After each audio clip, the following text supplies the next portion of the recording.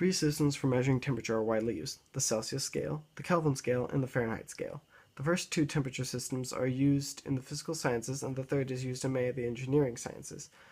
Our purpose here is to define the three temperature scales and show how conversions from one scale to another can be performed. Although the conversions may be carried out routinely, on most calculators, we will consider the process in some detail here to illustrate methods of problem solving. The three temperature scales are defined and compared in Figure 1.9. Note that the size of the temperature unit, the degree, is the same for the Kelvin and Celsius scales. The fundamental difference between these two temperature scales is their 0 points. Conversion between two scales simply requires an adjustment for the different 0 points. For example, to convert 300 K to the Celsius scale, we do the following calculation. Note that in the expression temperature in Celsius units, the designation C is used. The degree symbol is not used when writing temperatures in terms of the Kelvin scale. The unit of temperature on the scale is called a Kelvin and is symbolized by the letter K. Converting between Fahrenheit and Celsius scales is somewhat more complicated because both the degree sizes and 0 points are different. Thus, we need to consider two adjustments, one for degree size and one for the 0 point. First, we must account for the difference in degree size.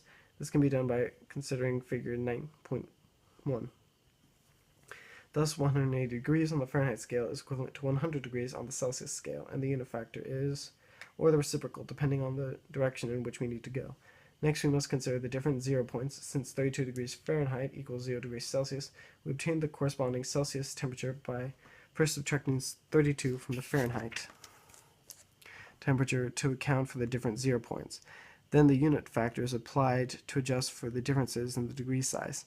This process is summarized by the equation, where Tf and Tc represent a given temperature on the Fahrenheit and Celsius scales, respectively. In the opposite conversion, we correct for degree size and then correct for the different 0 point. This process can be summarized in the following general equation. Equations 1.1 and 1.2 are really the same equation in different forms. See if you can obtain equation 1.2 by starting from equation 1.1 and rearranging.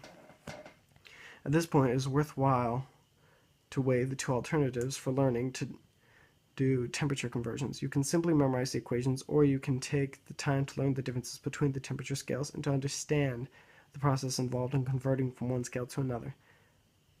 The latter approach may take a little more effort, but the understanding you will gain will stick with you much longer than the memorized formulas. This choice will also apply to many of the other chemical concepts.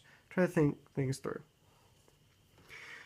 Since, as shown in figure example 1.12, negative 40 degrees Celsius on both the Fahrenheit and Celsius scales represents the same temperature, this point can be used as a reference point for a relationship between the two scales, where Tf and Tc represent the same temperatures but not the same number. This equation can be used to convert Fahrenheit temperatures to Celsius and vice versa. It may be easier to remember than equations 1.1 and 1.2.